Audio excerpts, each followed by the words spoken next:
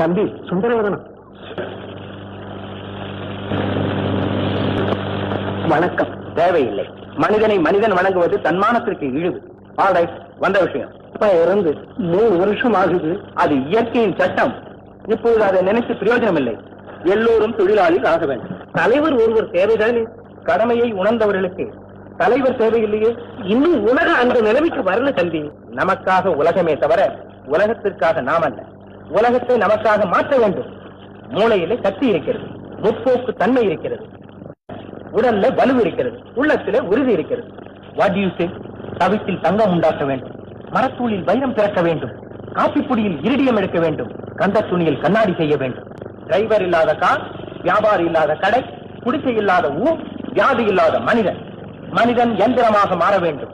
எந்திரம் நமது நாட்டின் ஜீவாதாரமாக இருக்க வேண்டும். கொஞ்சம் மூச்சு விடுங்க தம்பி.